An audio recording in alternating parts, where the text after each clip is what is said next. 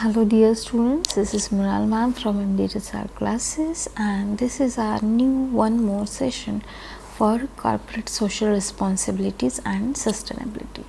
MBA fourth semester का subject है common to all 2019 pattern 2 hours का 50 मार्क्स का क्वेश्चन पेपर। तो पहले मैं क्वेश्चन पेपर आप लोगों को बताऊंगी कि किस फॉर्मेट में रहेगा, कौन से क्वेश्चंस रहेंगे, and then some important question I will explain. Okay, तो यहाँ पे आपका क्वेश्चन नंबर फर्स्ट है। यहाँ पे देखिए, यहाँ आंसर द फॉलोइंग एनी 5, जहाँ पे A B C D E F G H ऐसे ऑप्शंस रहेंगे। List down principle of CSR, what do you mean by corporate philanthropy, state the meaning of NGO, triple bottom line approach, sustainable development and social framework, global green house, यहाँ पे ये fill in the blank है, what is ESG report and state ethics in work life. ऐसे कुछ questions रहेंगे। Most of the time तो मैंने देखा 3 क्वेश्चन पेपर में कि बहुत सारे क्वेश्चंस तो रिपीट ही हुए हैं। तो क्वेश्चन नंबर 1 जो है 2 मार्क्स का रहेगा, total 10 marks it carries. Question number 2 जो है आउट ऑफ 3 आप लोगों को 2 क्वेश्चंस के आंसर यहाँ पे देने हैं, 10 मार्क्स का है, तो 5 मार्क्स का ईच क्वेश्चन का यहाँ पे वेटेज रहेगा। आगे जो है यस क्वेश्चन नंबर 3, यहाँ पे आपको एक ही क्वेश्चन का आंसर लिखना है, लेकिन ये इट कैरीज 10 मार्क्स, इसके लिए आपको 10 मार्क्स मिलने वाले हैं। तो ये जो है अच्छे से आप लोगों को करना पड़ेगा। यहाँ पे आंसर द फॉलोइंग बिलो, एक और बी है एक्सप्लेन नेचर एंड यहाँ पे भूटान केस यहाँ पे एक्सप्लेन करने के लिए कहा है, तो दोनों में से एक सॉल्व करना पड़ेगा। Question number 4, 5 and question number question number 4 में भी A एंड B है, क्वेश्चन नंबर 5 में भी A एंड B है, तो और में क्वेश्चंस रहेंगे। सिर्फ फ़र्क इतना है कि ये थोड़ा टेक्निकल थियरी होती है, तो यहाँ पे थोड़े टेक्निकल वर्ड्स तो आपको यूज़ करने पड़ेंगे। टोटली आप अगर मन से कुछ भी लिखेंगे तो ऐसा नहीं चलने वाला है CSR में, तो प्रॉपर आपको पढ़ाई करके ये पेपर देना पड़ेगा, ठीक है।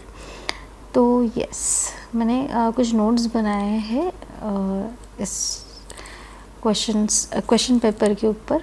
पॉसिबल नहीं था कि ऑल क्वेश्चंस बनाएंगे, लेकिन yes this is for you. यहाँ पे corporate social and responsibility and sustainability. तो क्वेश्चन नंबर 1 जो है यहाँ पे इसका आंसर एक्सप्लेन किया है।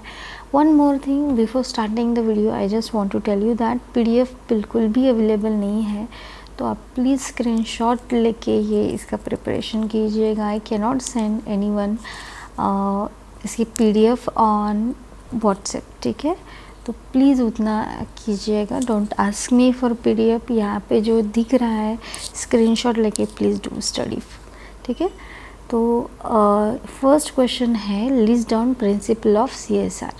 तो 7 प्रिंसिपल है CSR के कॉर्पोरेट सोशल रिस्पॉन्सिबिलिटी के, कि फर्स्ट है अकाउंटेबिलिटी, सेकंड है ट्रांसपेरेंसी, थर्ड है एथिकल बिहेवियर, फोर्थ है respect for stakeholders interest, fifth है respect for the rules of law, sixth है respect for the international norms of behaviour, and 7 जो है रिस्पेक्ट फॉर ह्यूमन राइट्स। तो ये 7 principles है CSR के, इसकी लिस्ट पूछी जाती है most of the time. Next है what do you mean by corporate philanthropy. Philanthropy तो लिटिल बिट लाइक चैरिटी आती है कि हम किसी को कुछ डोनेट करते हैं, लेकिन यहाँ पे डोनेट मनी या थिंग्स नहीं है, तो थोड़ा अलग कंसेप्ट है, इसीलिए चैरिटी एंड फिलैंथ्रोपी के ऊपर तो डिफरेंस भी पूछते हैं।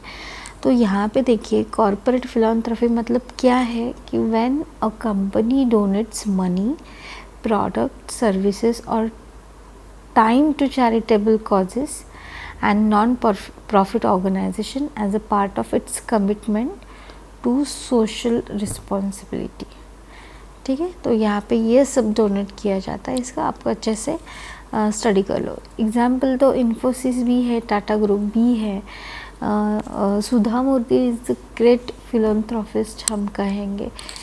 तो एग्जाम्पल्स अगर लिखेंगे तो यस ये अच्छे से आपको मार्क्स दिलाएंगे। 2 मार्क्स का ही क्वेश्चन है, तो विद एग्जाम्पल लिखेंगे तो अच्छा रहेगा। क्वेश्चन नंबर सी देखिए, state the meaning of NGO। हमने बहुत बार सुना है, रियल लाइफ में भी NGO के कॉल्स तो हमें आते रहते, तो ये NGO क्या है, ठीक है। तो हम पढ़ेंगे NGO क्या है। एन NGO और इसे कहेंगे non governmental organization is a non profit voluntary group होता है that operates independently of any government. कोई गवर्नमेंट का पार्टिसिपेशन नहीं होता है, independently and voluntarily, not for making organization हम यहाँ पे कहेंगे। तो ये है non governmental organization NGO। Google पे आप सब NGO सर्च कीजिएगा, एग्जाम्पल भी वहाँ पे डाल सकते हैं एग्ज़ाम में। NGOs are typically organized around specific issues such as humanitarian AIDS, environmental protection, human rights और social development। इन सभी जगहों पर NGO काम करते हैं, ठीक है। So yes, this is the meaning of NGO। Next है triple bottom line approach. Triple bottom line approach ये क्या है देखेंगे। तो इसे हम TBL भी कहते हैं, ट्रिपल बॉटम लाइन अप्रोच को TBL। It is a framework for businesses that focuses on 3 की परफॉर्मेंस एरियाज। ये फ्रेमवर्क है बिजनेसेस का जो 3 की परफॉर्मेंस एरियाज पे फोकस करता है, that is people, planet and profit. तो पीपल में सोशल रिस्पॉन्सिबिलिटीज़ इंक्लूडिंग फेयर लेवल प्रैक्टिसेस आती है, community impact and employee wellbeing आता है। प्लैनेट में आता है environmental sustainability such as reducing carbon footprints, waste management and resource conservation. And profit में आता है economic viability and profitability, ensuring financial success and growth. तो ये जो TBL है encourages business to achieve long term sustainability. ये अच्छे से आप करके रखना, ये इम्पॉर्टेंट क्वेश्चन है, ठीक है। Triple bottom line approach. तो ये जो क्वेश्चंस हैं एग्ज़ाम में जो पेपर में है वही क्वेश्चंस मैंने अभी दिए हुए हैं। It's not possible to me to make and find out the note and make the notes on whole CSR, ठीक है। तो जितना IMP है मैंने दे रखा है, लेकिन आप लोगों को और भी क्वेश्चंस बुक्स में से पढ़ने हैं, ठीक है।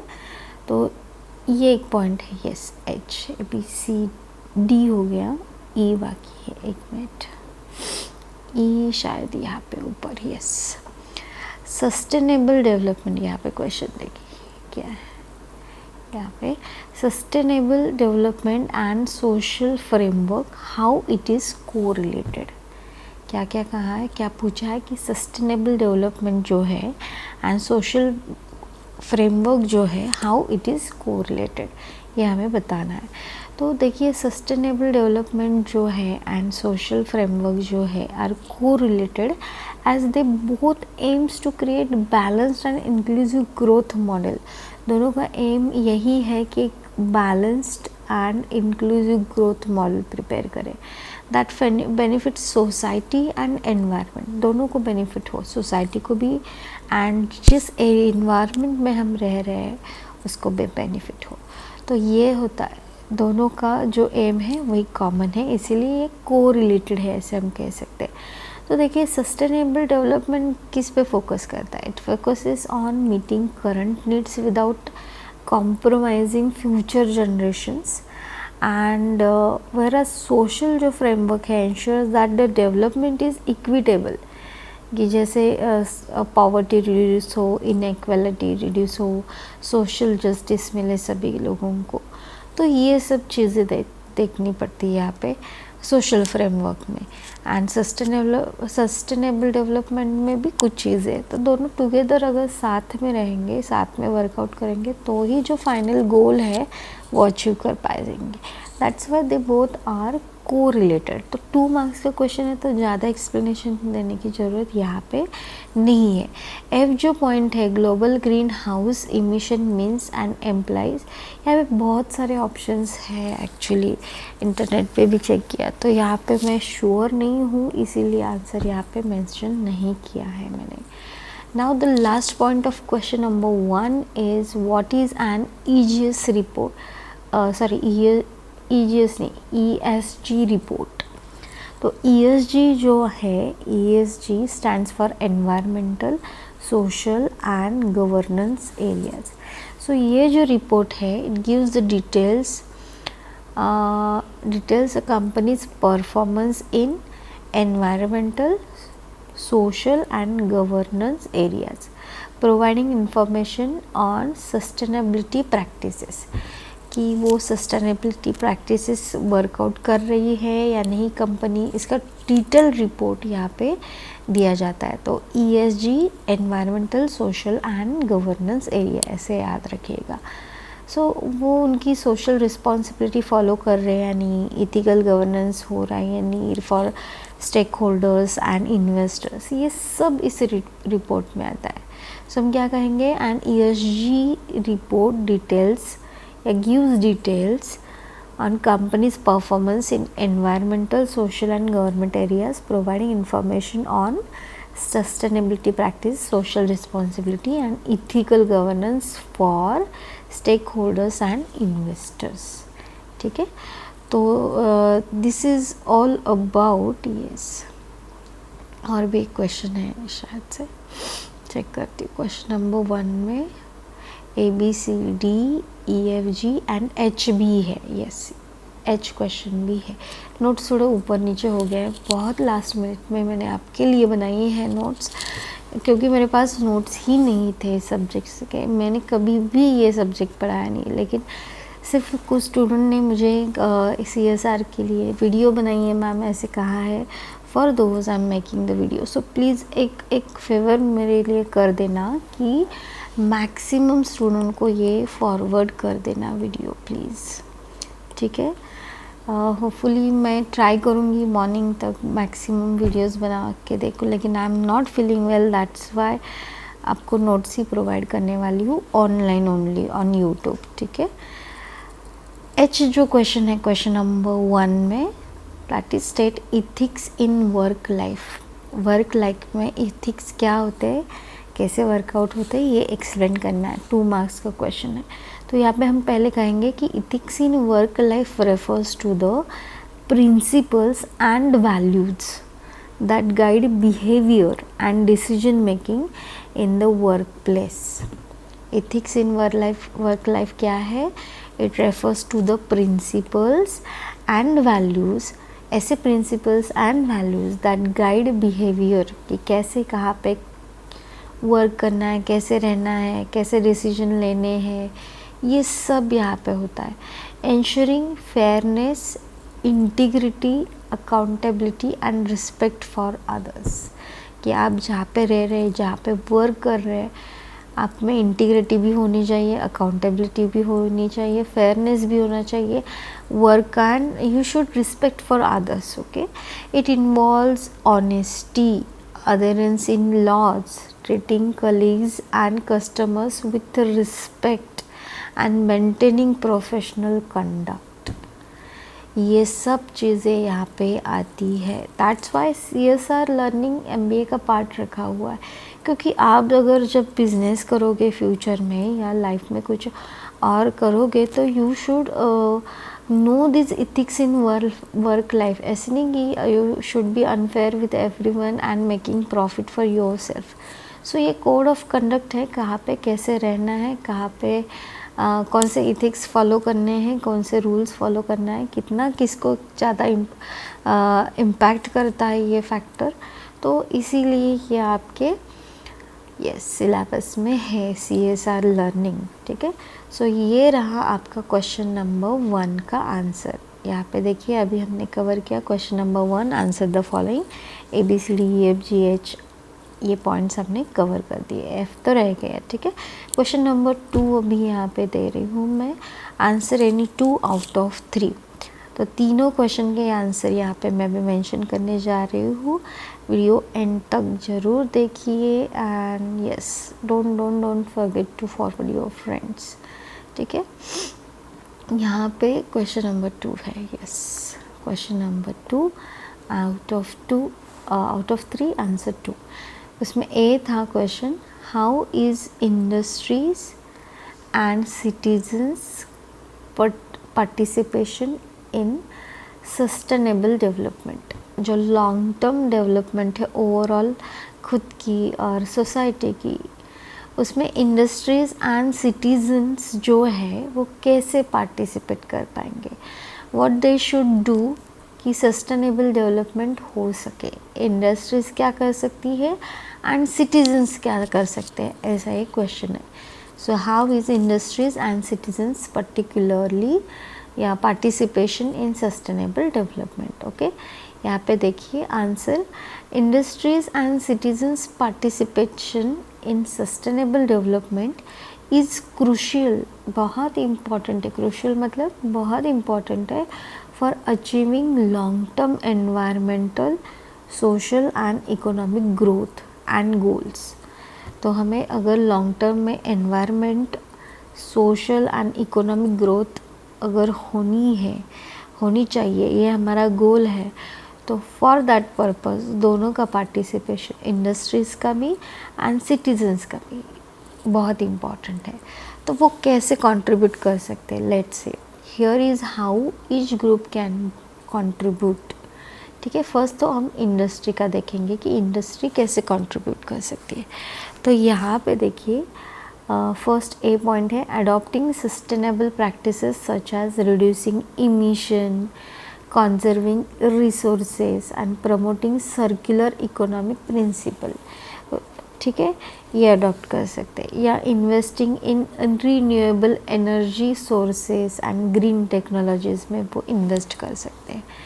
या एंगेजिंग इन फेयर लेवल practices, ensuring work place safety and promoting employees wellbeing. ठीक है, ये भी वो कर सकते हैं। नहीं तो फिर supporting local communities through job creation, skill development and community initiatives. So ये भी वो कर सकते हैं। Then transparent reporting on sustainability efforts and performance, transparent reporting on sustainability efforts and performance. ये जो फैक्टर्स है, अगर ऐसा करेंगे तो industries can contribute in sustainable development. So these are the way, A B C D E, ये आपको याद करने हैं, अच्छे से लर्न करने हैं। ठीक है, अभी सिटीजन्स क्या कर सकते हैं for the sustainable development, long term development. तो फर्स्ट पॉइंट है कि they can adopting sustainable lifestyle choices such as reducing waste, conserving energies and supporting local and eco-friendly products। ऐसे ही प्रोडक्ट ले जो इको फ्रेंडली हो। ठीक है, देन और क्या कर सकते हैं citizens, yes they can participate in community initiatives and volunteering for environmental and social causes. तो ऐसे बहुत सारे कंपनीज़ भी है एंड इंडिविजुअल्स भी है, ग्रुप ऑफ इंडिविजुअल्स को एक हैबिट उनकी है कि यस सोशली कंट्रीब्यूट करते हैं। मतलब ये भारतीय स्वच्छता अभियान भी इसमें ही आता है, ये कॉरपोरेट नहीं इंडिविजुअल रिस्पॉन्सिबिलिटी है। या बहुत सारे ऐसे लोग हैं जो और भी कई एरिया में एक्टिवली पार्टिसिपेट करते हैं, क्योंकि वो ऐसा समझते हैं कि एज हम ये सोसाइटी के पार्ट है तो we should do something for our society and that is our responsibility. That responsibility carries the sustainable growth in future. ठीक है, then advocating for sustainable policies and practice it at the local, national and global level, ये भी कर सकते हैं। And last one, educating themselves and others about the importance of sustainability development and its impact on future generation। तो educate करना भी लोगों को ये भी इम्पॉर्टेंट टास्क है कि अगर आज हम हमारे अराउंड जो रिसोर्सेस अवेलेबल हैं अच्छे से यूज़ करेंगे तो लॉन्ग टर्म के लिए ये कंजर्व भी होगा और हमारे फ्यूचर जनरेशन के लिए भी कुछ बचेगा। ठीक है, तो ये रहा इंडस्ट्री एंड सिटीजन्स जो ये सब कर सकते हैं फॉर सस्टेनेबल डेवलपमेंट, ठीक है। देन ये क्वेश्चन नंबर 2B जो है, difference between charity and philanthropy. तो चैरिटी एंड फिलैंथ्रोपी दो अलग टर्म्स है, हालांकि सभी लोगों को ऐसे ही लगता है कि सेम ही है। तो डिफरेंस क्या है इन दोनों का देखते हैं, ठीक है।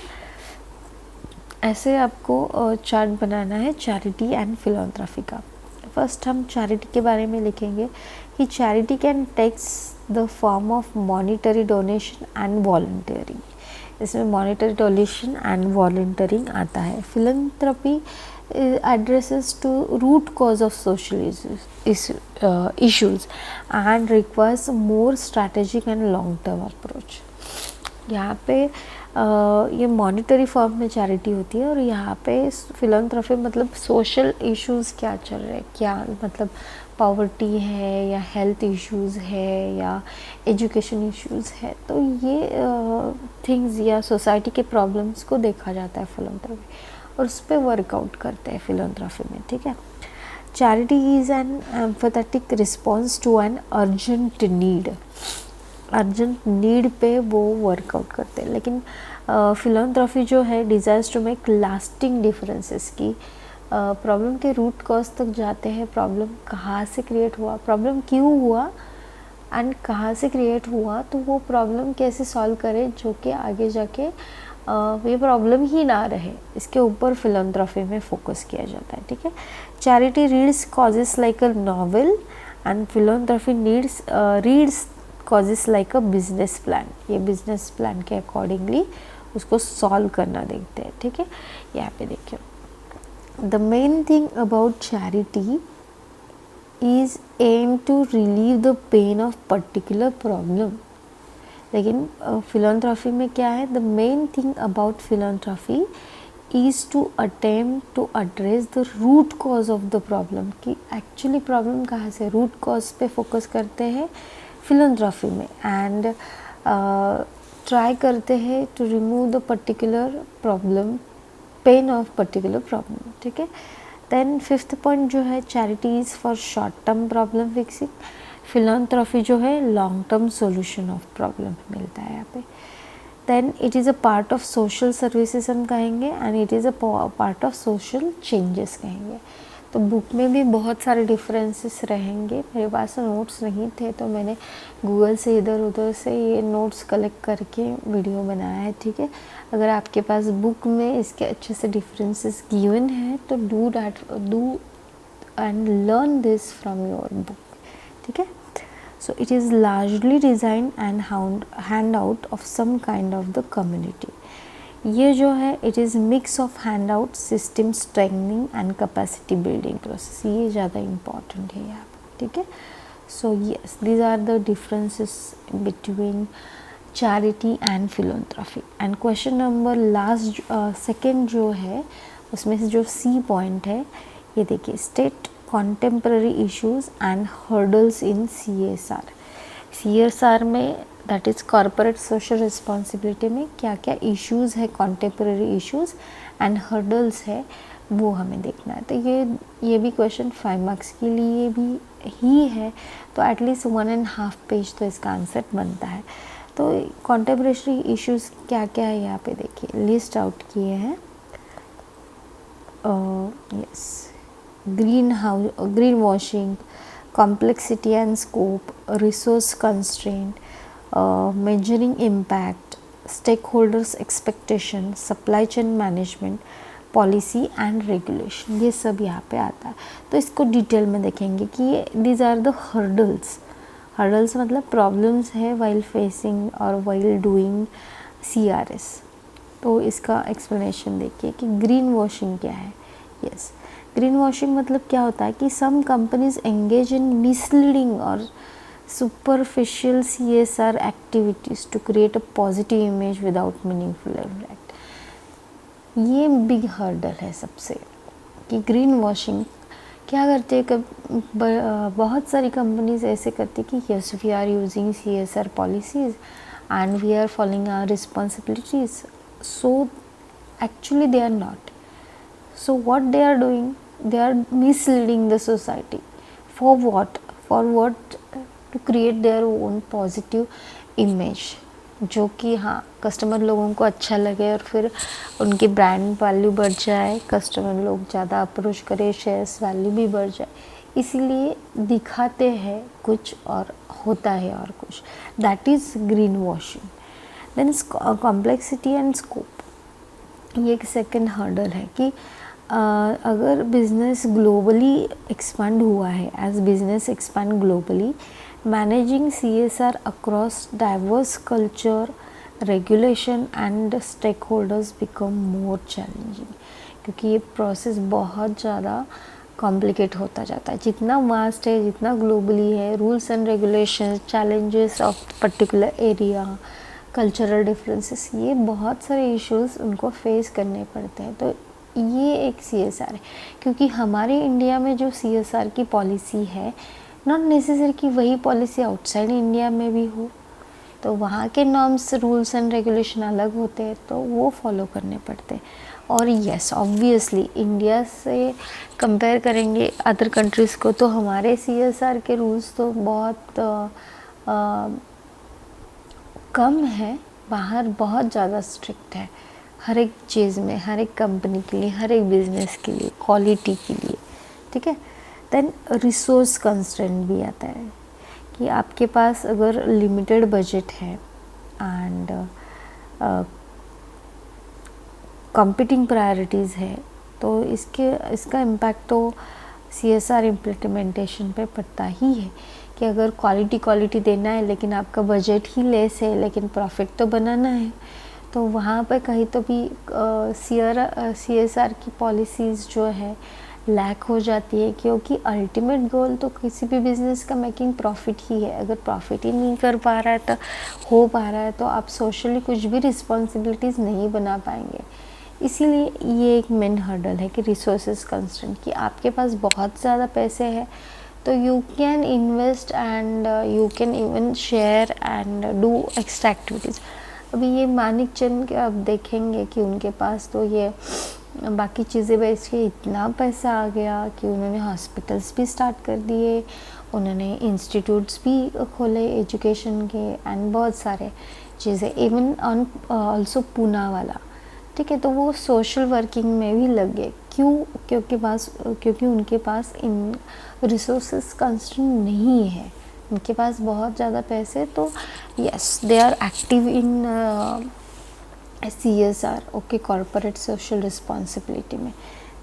नेक्स्ट है मेजरिंग इम्पैक्ट। मेजरिंग इम्पैक्ट क्या होता है कि qualifying the social and environmental impact of CSR initiatives can be complex, leading to difficulty in evaluating effectiveness, क्योंकि CSR की मैंने बताया पॉलिसीज़ बहुत डिफरेंट होती है, हर एक बिज़नेस को तो अप्लाई करना पॉसिबल नहीं होता है, तो वहाँ पे थोड़ा इफ़ेक्टिवनेस इवैल्यूएट करने में डिफ़िकल्टी होती है, because it is little bit complex concept, ठीक है।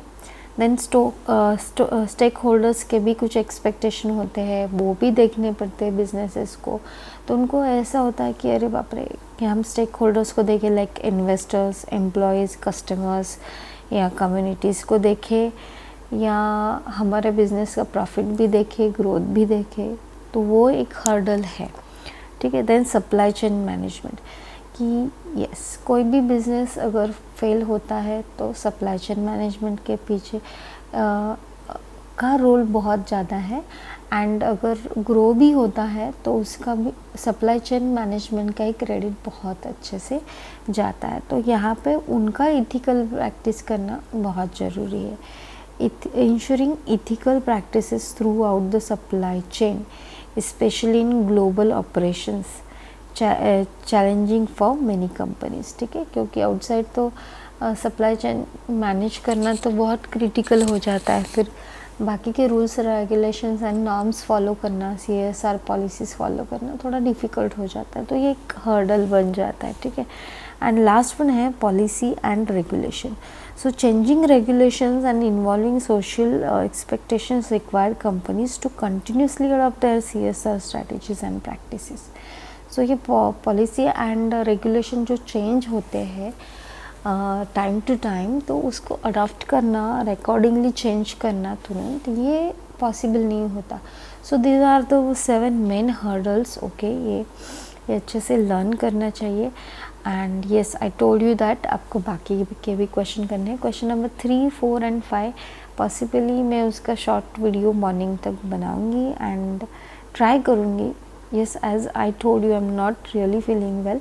रात के 1 बजे मैं अभी वीडियो बना रही हूँ आप लोगों के लिए, तो ट्राई करूँगी, ठीक है। तो यहाँ तक पढ़िएगा और क्वेश्चन जो है क्वेश्चन पेपर में वो अच्छे से करके जाइएगा, ठीक है। Thank you for watching our video, share it to maximum people and useful लगे तो लाइक ज़रूर कर दीजिएगा। Thank you for watching, see you soon in the next video.